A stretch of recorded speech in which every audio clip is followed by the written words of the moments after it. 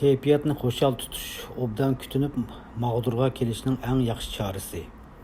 Sog'lom e'tiqod, uxlash, muzika anglash va o'ynab kulish. Baharaman uxlashni o'rganib oling. Yiqimliq muzikalardan lazzat oling. Turmushning qiziq taraflarini izlang. Shunda qilsangiz sog'lom va baxtli bo'la olasiz.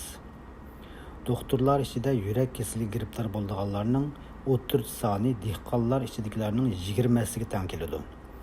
Buningdan doktorlarning o'zlari shug'ullanayotgan jiddiy kasb uchun qanchalik zo'r badal to'laydiganligini ko'rib bo'ladi.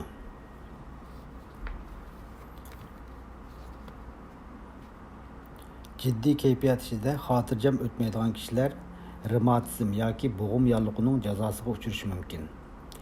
Ig'ir bo'lganda palaj bo'lib qolishi mumkin.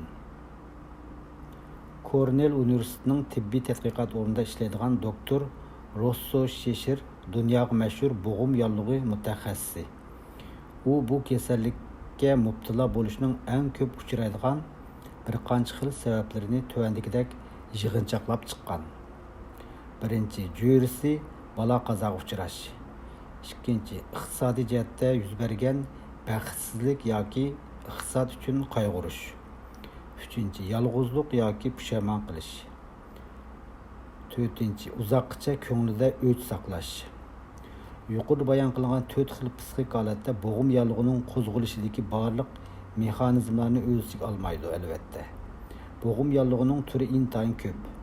Paydo bo'lish shakllari o'xshash emas. Bu yerda shuni ta'kidlab o'tish to'g'ri keladiki, doktor Rosso Shesher misol keltirgan bu 4 xil sabab faqat bu kasallikning ko'p uchraydigan sabablari xolos.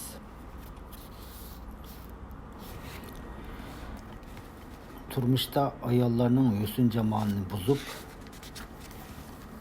hammadan bak qiyratadigan omillar ichida uzoq so'zilgan g'am qayg'uning oldiga o'tadigan yo'q.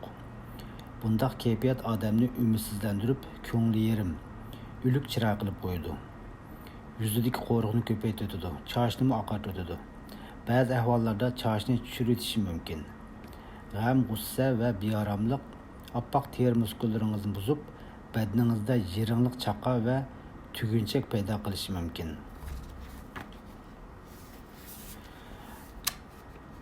Yuziga qo'riq tushishining oldini olishda doim xo'shal xo'ram yuring. Xo'shal yuradigan odamlarning yuzidagi qo'riq parchan yuradigan kishilarnikiga qaraganda oz bo'ladi. Chunki kulimsirash yuzi qo'riq paydo qilmaydi. Qayg'u hasrat qo'riq paydo qiladi.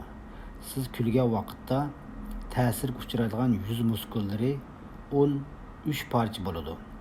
Lekin qayg'urgan chog'da bo'lsa 63 parcha muskul ta'sir uchraydi. Shunglashqa xo'shalligingizni kulki bilan ifodalasangiz, qo'riq tushishni azaltqili bo'ladi.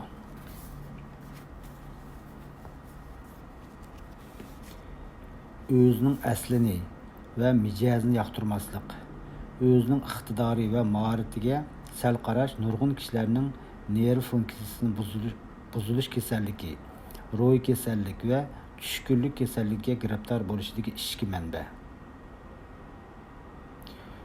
O'zimizni unutgan holda boshqalar uchun ishlaydigan bo'lsak, undaqda nerv kasalligi og'riqlaridan 1/3 qismi kishining doktorlarga iltijo qilishining hojati qolmaydi.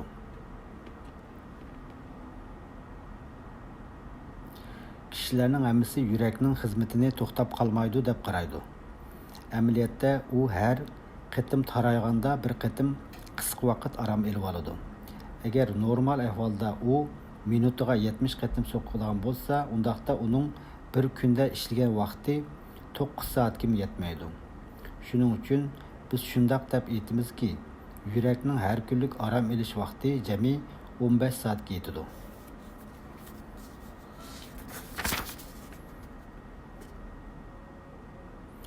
G'amkinlik kasalligiga giribdor bo'lguvchilarni davolashning eng yaxshi chorasi ularni o'zi ishonadigan odamlarga dard to'kkizish.